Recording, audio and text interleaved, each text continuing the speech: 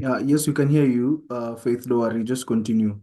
The meeting Okay. is being recorded on my end, so Mm-hmm. I hope you're able to share throughout. In case of anything, just try to reach out via calling me because I'm about Okay. to. Ca- Can you see my screen visually? Like, are the letters visible? Yes, yes, yes. The font was very good.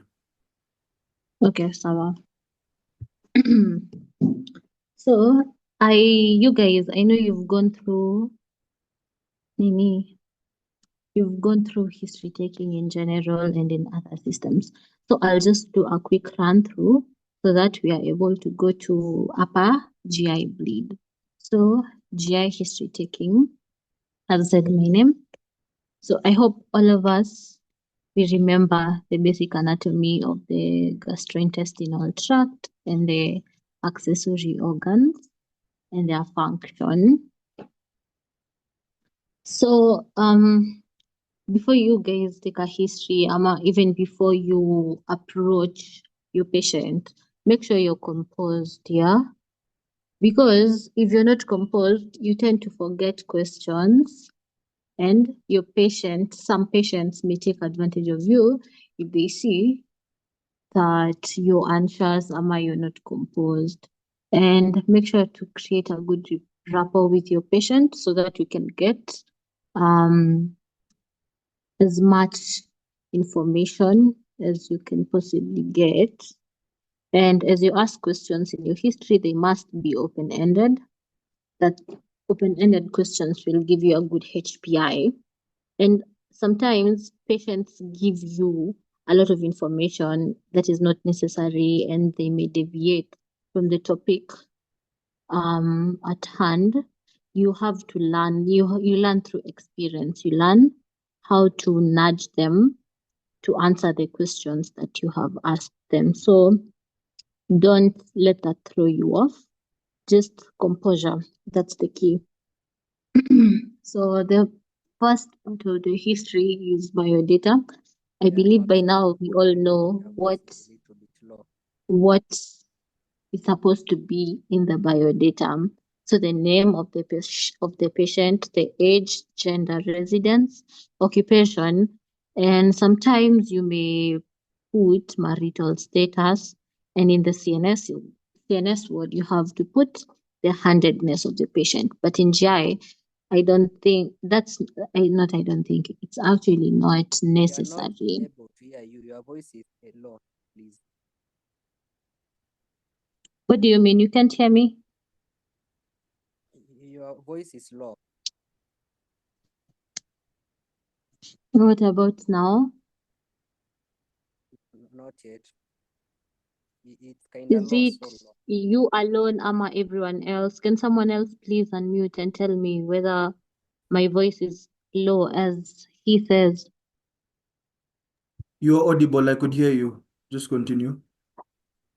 Okay. So maybe you can try fixing your audio, Ama, increasing the volume of your device. Okay, where was I? Biodata. You're also supposed to include any chronic illnesses as part of your HPI, but some lecturers like it as part of your PC after you're presenting complaints. So, but majority of them like it in the biodata, like before stating you're presenting complaints. So the presenting complaints basically what your patient tells you is wrong with them. Like the PC should be in the patient's words, and basically you're not supposed to use medical terms in your PC. And while listing the presenting complaints, they should be listed in chronological order while mentioning the duration each has been there. For example, um, my presenting complaints are abdominal pain and yellowing of the eyes. So when I am presenting my history, I won't say my patient came in with abdominal pain and yellowing of the eyes, and then proceed to HPI. I have to say, my patient presented with abdominal pain for 3 months and yellowing of the eyes for a month. And then you proceed to your HPI, where we will see what we do in the HPI when we get there, but we all know what we do. So examples of PCs in GI, my list is not exhaustive. I've just mentioned a few and the common ones that we see. So there's abdominal pain, distension, vomiting, diarrhea, hematemesis, hematochezia, dysphagia, odinophagia. So dysphagia and odinophagia, this is not what your PC will state. So those are medical terms. Even hematemesis is a medical term, and hematochezia. So let's say in odinophagia, you will say painful swallowing. That will be your PC. Your PC, your presenting complaint won't be odinophagia. It will be painful swallowing. Yeah. And then yellowing of the eyes. You will not say jaundice. You will say yellowing of the eyes and or skin. Okay, HPI. So basically, HPI, this is where we give a systemic analysis of each symptom. Yeah, and there's a mnemonic, operates, another one is Socrates. They are basically the same thing. Operates, Socrates is just operates with an S. S for site. So for a better flow of your history, okay, so okay, let's begin where operates is. The A in operates stands for associated symptoms, yeah? But let's say you're describing abdominal pain, which is associated with vomiting. So we do not want to start describing the vomiting before we are done describing abdominal pain. So if you are following the mnemonic, you see S for severity is the last letter. So I I would advise after you're done with the S, you skip the A first, the associated symptoms. So after you're done with severity of this example, abdominal pain, you start describing your associated symptoms for a better flow of history so that you cannot lose your lecturer or the people you're presenting to. So that is not a rule, it's just for a better flow of your history and so that you cannot confuse yourself. After you're done with operates, basically analyzing your symptom, you have to identify risk factors in your history as part of your HPI, and then important negatives and important positives. So, most of the important positives, you will have mentioned them at the associated symptoms. So after risk factors, you state important negatives, yeah? And then after important negatives, you say what has been done for them if they are referral, what was done at the previous peripheral facility before they were brought here. But contact with healthcare does not come after every symptom. It comes at the end of your whole HPI. So I have basically done Socrates here for you. So you will go through these because I am 100% sure you've done this before. These slides will be sent, so just go through it so that we save on time. Oh, sorry. Oh, this is abdominal pain. Just go through it. Yeah, let me go through vomiting. It has things that are worth mentioning. So, as you have seen in abdominal pain, we use Socrates. Socrates is used for anything pain, but for vomiting, we will use operates. Yeah, so important things that you should mention when describing your vomiting in the HPI. So the number of times they vomited that day, the contents of the vomitus, the color of the vomitus, any blood in the vomit, any specific timing of the day. Okay, let me explain. So basically, if they tend to vomit in the morning mostly, that's a sign of increased ICP. Is the vomiting preceded by nausea? Again, in intestinal obstruction, vomiting is not preceded by nausea. So that's why it's important to say whether there was nausea. Is the vomiting projectile? Does the vomiting follow a meal? Is abdominal discomfort relieved after vomiting? You see these when your patient has a gastric ulcer, in intestinal obstruction also. Is vomiting associated with absolute constipation followed by distension? Is there a history? These are questions you have to ask regardless. Even though you know this person ate bad food and that's why they're vomiting, you have to ask history of head injury and if they are in history of any drugs they're taking.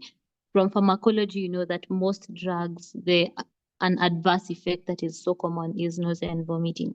So you have to ask whether they're on any drugs over the counter or prescriptions. So you have to ask about amenorrhea in females. This is part of your HPI, remember. And in your HPI, as important negatives, you have to rule out signs of myocardial infarction, signs of DKA, and psychogenic causes of vomiting. You have to rule them out in your HPI. So let's say your patient presented with yellowing of the skin and eyes. So you have to ask about onset, progression, and timing. What do I mean by timing? There are patients in certain conditions, in certain diagnoses, jaundice is on and off. It's there in the morning, and by the time it's lunchtime, by the time it's 12, there is no yellowing of the skin or the eyes. So you have to ask. Timing is very important. A lot of people forget asking about timing. Okay. You have to ask about nausea, vomiting, anorexia, itching. That will come in associated symptoms. You have to ask about color of stool and urine. That's an important positive or an important negative. You have to ask that in a patient with jaundice. Any contact with jaundiced person or sexual encounter with a jaundiced person, that should be in your HPR. Even though you know your patient has cirrhosis, you have to ask again whether they had contact with jaundiced people. A history of blood transfusion, IV injections, surgery, and tattoos, and very important, history of alcohol and drug use. So I believe I'll skip these because I believe you have been taught, and if you haven't, just type it in the chat box and I will explain past medical history. We know the contents that are supposed to be there. So transfusion, allergies, admissions, surgeries, chronic diseases, and medication they've used before, medication they frequently used. Why do we ask that? Because we know some drugs are hepatotoxic. Obs-Gyn history, you're from doing OBS, so you know what is supposed to be here. Family and social history. This is important. It's often underestimated, but you have to have a lengthy and in-depth family social history. Yeah. So what do we ask? I'll run through this very fast, and I'm sorry for being fast, but please understand. So parents and siblings, age, gender, and health status, familial illnesses. Also, my slides are not they're not in depth as they should be. So there is more. You need to know, you need to write in your family social history. You can use the template from PIDS for family social history. Important. So after you're done with your family social history, you review the systems, yeah? This is the GI history. So you're not going to review GI in the review of systems. Any other system you reviewed as you are looking for important negatives. Let's say your patient had abdominal pain. So I am expecting in your HPI, you will have ruled out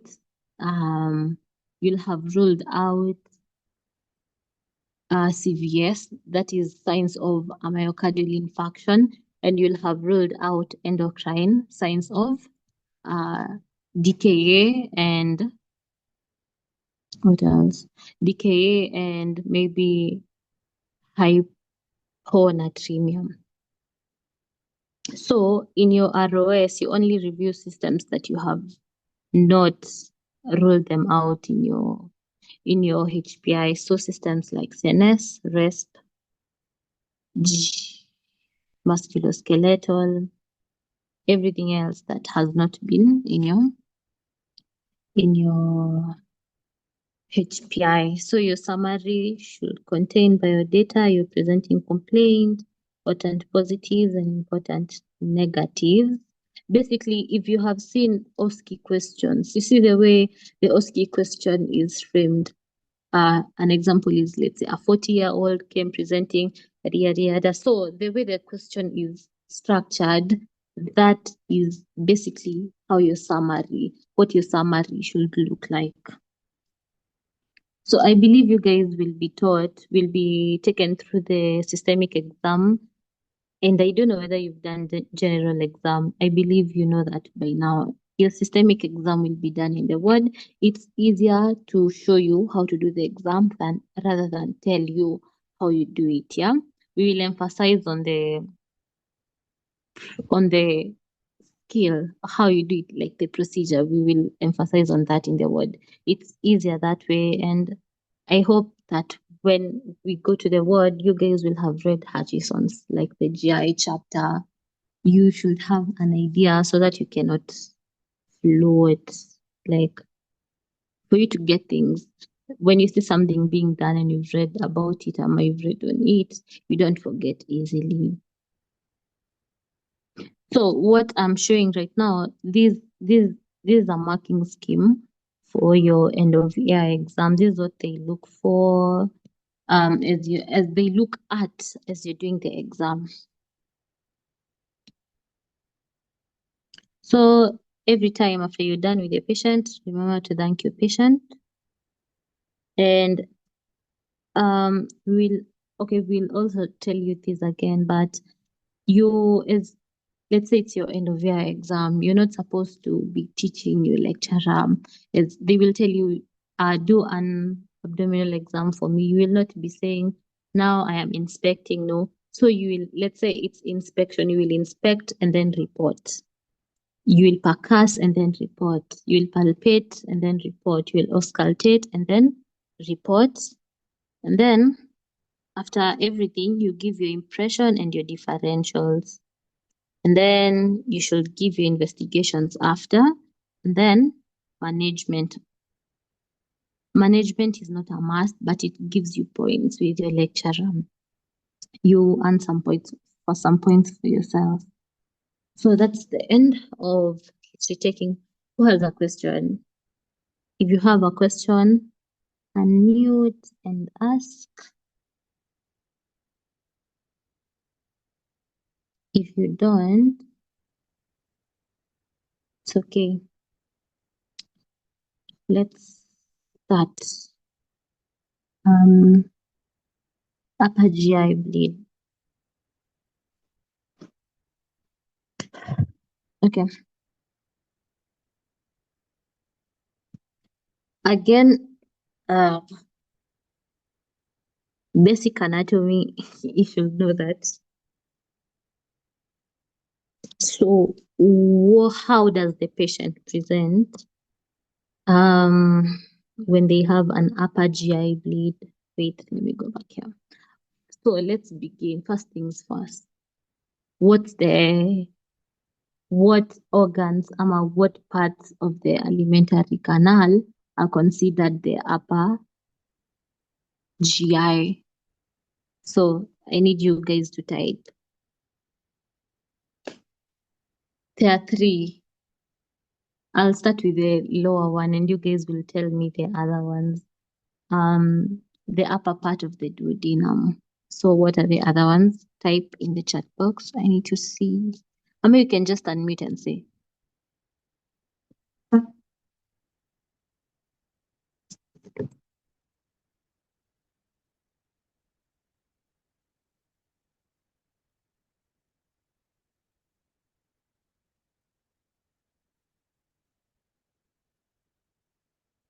You guys.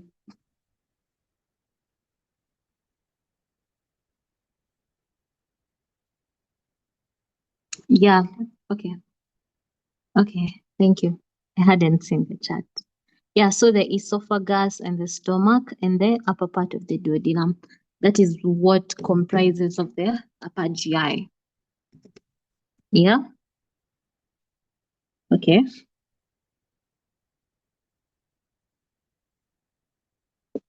So what were you? I was asking you.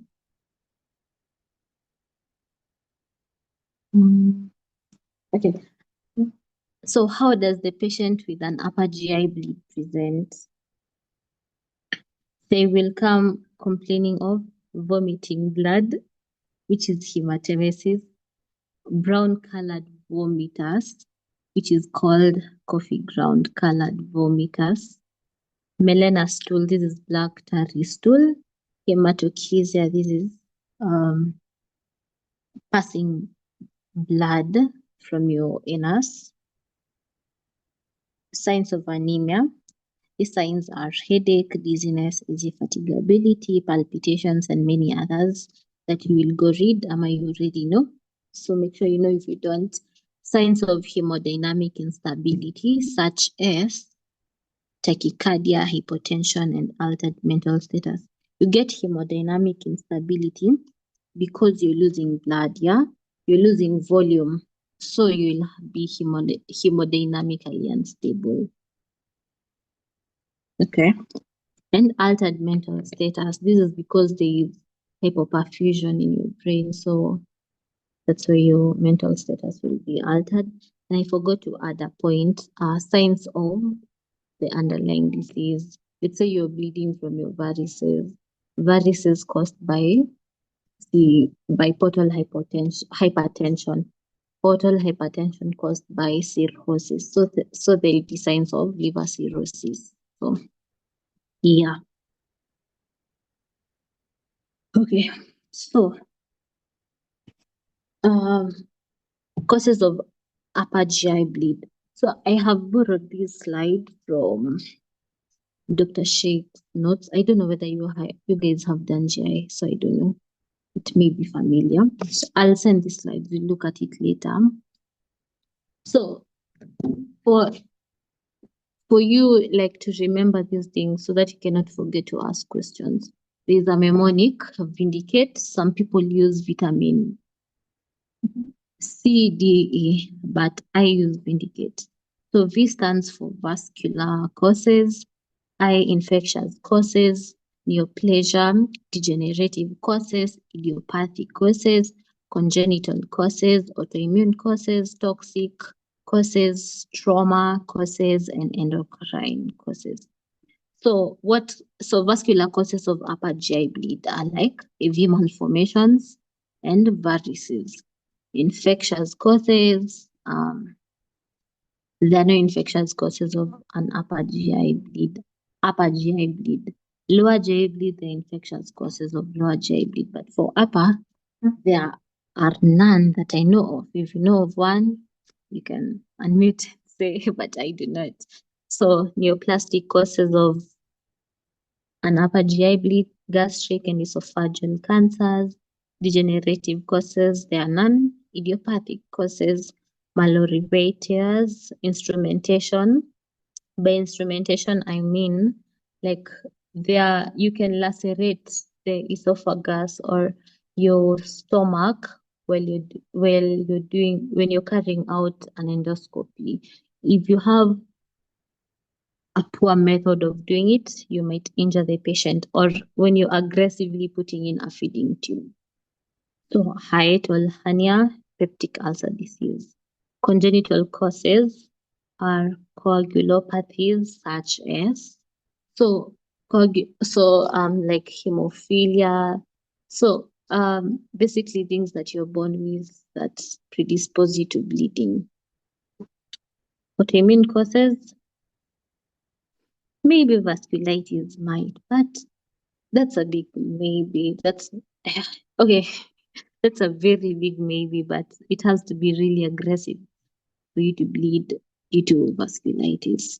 So toxic causes when you ingest corrosive substances such as acids, like very potent acids, or very hot beverages, or insecticides. So you'll see these in psych. In your review of systems, your patient will maybe complain of a tummy ache or hematemesis.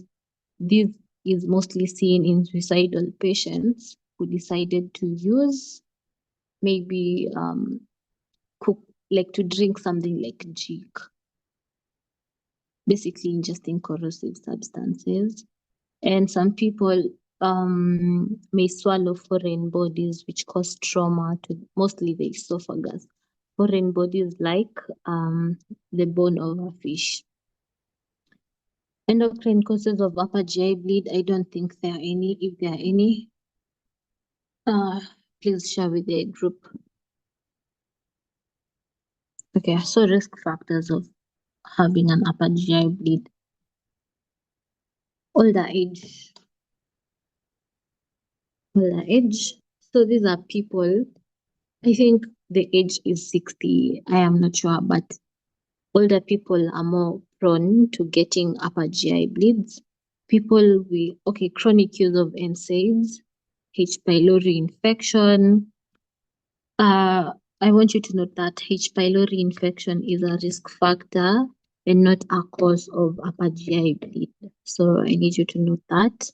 So previous episodes, so if you have had a previous episode of bleeding from your upper GI, you're prone to get, you're prone to get another episode.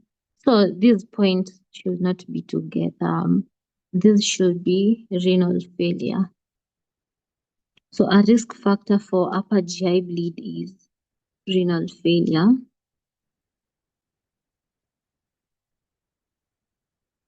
And how does renal failure cause an upper GI bleed? It's because renal failure causes platelet dysfunction. And another risk factor is a history of instrumentation. I have explained how instrumentation causes an upper GI bleed. So investigations. Do your basics, full hemogram, UECs, and LFTs. And I'd like you guys to tell me, why is it important for us to do the routine tests, the full hemogram, UECs, and LFTs? From what I've said and from what you know, just type in the chat.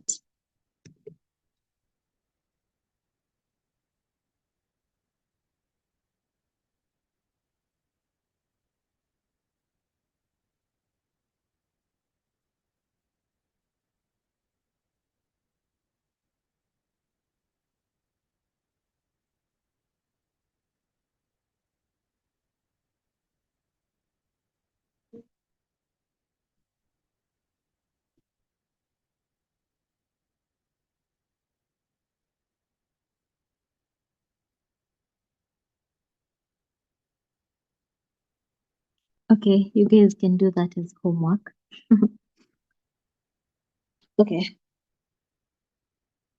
Another test, among other tests, you will do something like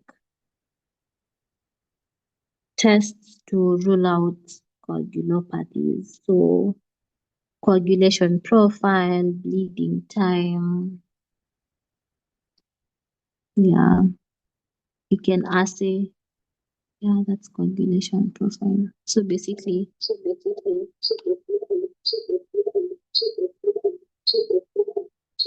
sorry for that. Anyway, so the gold standard. Yeah, so the investigation that's the gold standard in upper GI bleeds is endoscopy. An endoscopy has to be done, but in hemodynamically unstable patients, you do a CT abdomen with contrast. I forgot to add that in my point. And you might also do a colonoscopy. let's say your patient, hematochezia can present in massive upper GI bleed, but you also need to rule out lower GI bleeds. That's why you do a colonoscopy.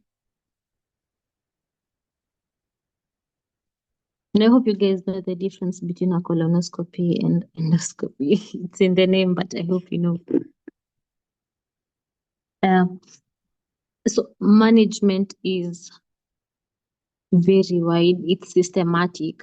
And I knew this is the homework. You go and read how you manage a patient with an upper GI bleed. It's basically in the symptoms. So you treat the symptoms. They are bleeding. So what do? You have to stop the bleeding. But also the challenge is, how do you stop the bleeding? Yeah.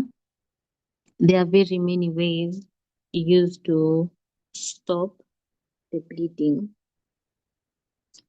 That's what I want you guys to go and read up on. The principles of blood transfusion in people with upper GI bleeds. Yeah, and the follow-up. Like basically, it's a protocol.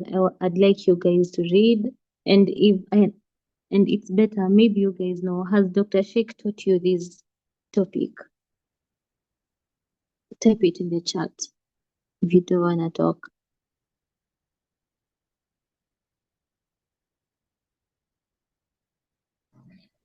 Not yet. No, he hasn't. That's okay. So if you don't want to read, I know we are doing these sessions to minimize your workload. So just when he teaches that this particular topic, he will teach upper and lower GI together. So when he teaches, be keen on the management of bleeds. It's not as important, but I feel like it's an OSCE worthy question. So be keen to know, because it's a whole thing. It can take time if I start explaining it, and we do not have the time. And if you're curious to know, I hope I I think David sent the link to our classes recordings. If you don't, I'll ask him to send. You can go and listen to that lecture. It's maximum an hour long, but it's very informative. So I think that's the end of my presentation. If you have a question, you're free to ask. If you have a complaint, you're free to air it. And if you have a comment, you're free to say. So the floor is yours, guys.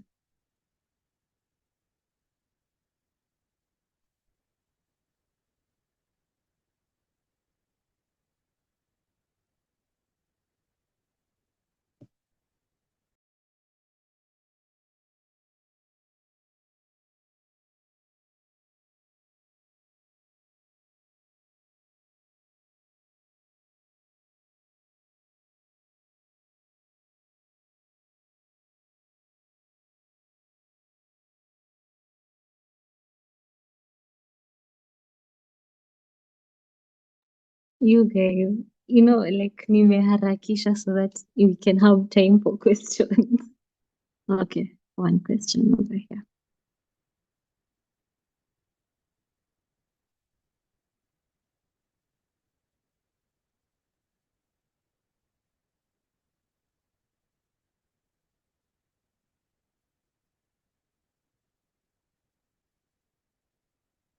Wait, I am unmuted. Okay, so Bet is asking whether there is a simple word for projectile vomit that patient can understand. So personally, when I want to know whether the vomit was projectile or not, I usually ask, ukitapika, like matapishi inaanguka tu mahali yuko ama inaruka mbali further from you ama inakumwagikia kwa kwa nguo yako. That's what I ask. I don't think there's an unmedical way of saying the vomiting was projectile or not. You just say it in your HPI. I don't think there's an unmedical term. I don't know whether that's helpful, but I hope it is. If it's not, tell me. I'll ask for you and answer you immediately.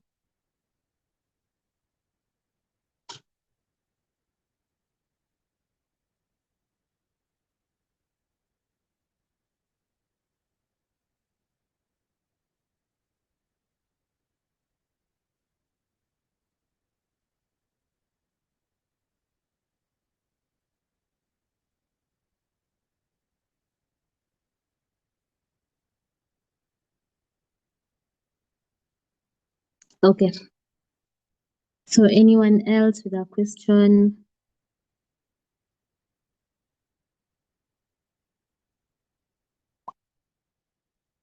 Um,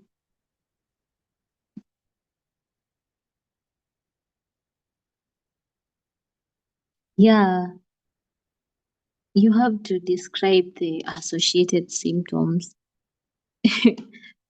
That's why it's okay. When I was in IMED, I was also in the first group of IMED. And we didn't know that we are supposed to describe the associated symptoms in depth, and like that made us to see by one of the consultants, but we learned. So if your patient has abdominal pain and there's associated vomiting and diarrhea, you will, after describing the abdominal pain, you will go ahead and operate your vomiting and operate your diarrhea. Okay, those two can be a PC. So let me give an example with something else. If your patient has, if your patient has, okay, let me use another system. If your patient has chest pain, if your patient has chest pain, if your PCs in that history are chest pain, yeah. If your PCs are chest pain and leg swelling, and your chest pain is associated with a cough, you have to to operate that cough, you have to describe it in length, just like just the way you describe it if it was a PC. I hope that's helpful. Another question, and also like before we end the session, I'd like you guys to type the topics you're not majorly comfortable with in GI so that I can start with them. Me and my partner can start with these topics that are a big challenge to you guys and finish with the easier ones.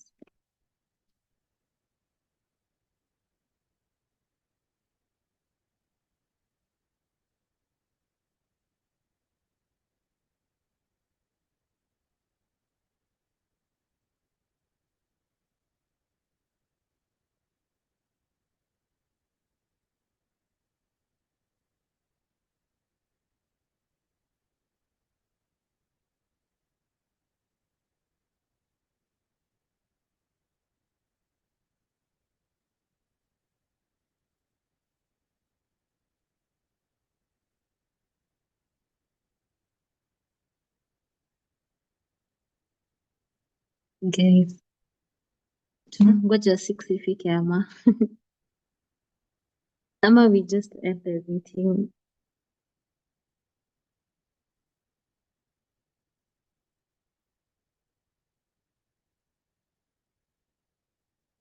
Grace, you don't have to raise your hand. You can just speak. Okay. About the topics for GI, is that in reference to what we learned in pathology? Because we haven't yet covered the system in IMED. Oh, okay. I meant in IMED.